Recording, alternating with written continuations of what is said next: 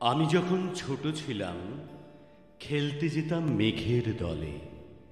একদিন এক মেঘবালিকা প্রশ্ন করল কৌতূহলে, এই ছেলেটা নাম কি রে তোর? আমি বললাম ফুসমন্তর।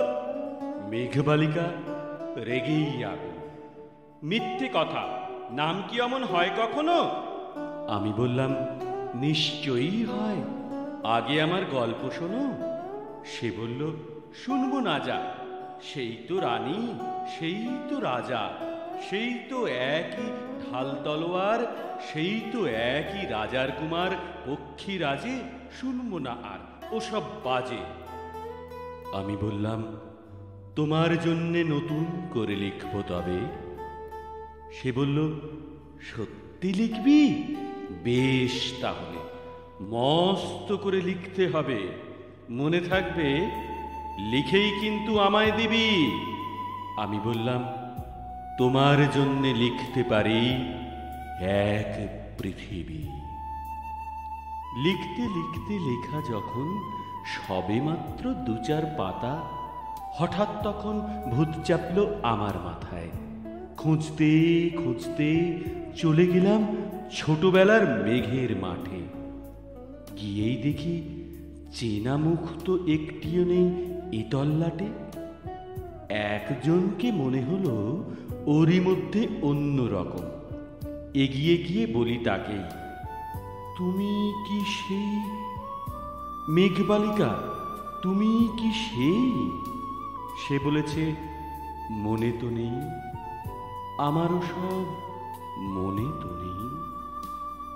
আমি বললাম তুমি আমায় লেখার কথা বলেছিলে। সে বলল সঙ্গে আছে, ভাসিয়ে দাও গাঁয়ের ঝিলে। আরে হ্যাঁ শোনো, এখন আমি মেঘ নই আর, সবাই এখন বৃষ্টি বলে ডাকে আমায়। বলেই হঠাৎ এক পশলায় চুল থেকে নখ আমায় পুরো ভিজিয়ে দিয়ে অন্য অন্য বৃষ্টি বাদল সঙ্গে নিয়ে মিলিয়ে গেল খরস্রোতায়, মিলিয়ে গেল দূরে কোথায়, দূরে দূরে। বৃষ্টি বলে ডাকে আমায়, বৃষ্টি বলে ডাকে আমায়। আপন মনে বলতে বলতে আমি কেবল বসে রইলাম, ভিজে একসা কাপড় জামায় গাছের তলায় বসে রইলাম।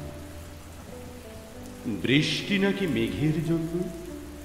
এমন সময় অন্য একটি বৃষ্টি আমায় চিনতে পেরে বলল, তাতে মন খারাপের কি হয়েছে, যাও ফিরে যাও লেখো আবার, এখন পুরো বর্ষা চলছে, তাই আমরা সবাই এখন নানান দেশে ভীষণ ব্যস্ত।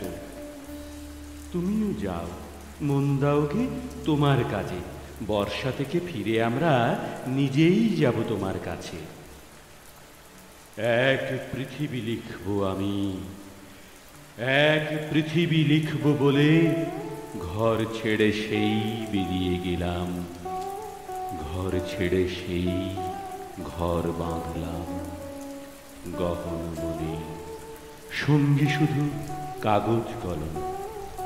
একাই থাকবো, একাই দুটো ফুটিয়ে খাবো, ২-১ মুঠো ধুলো বালি, যখন যারা আসবে মনে তাদের লিখব, লিখেই যাব।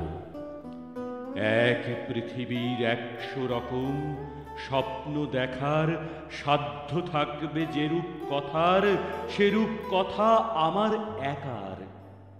ঘাড় গুঁজে দিন লিখতে লিখতে, ঘাড় গুঁজে রাত লিখতে লিখতে, মুছেছে দিন মুছেছে রাত, যখন আমার লেখবার হাত অষাঢ় হলো।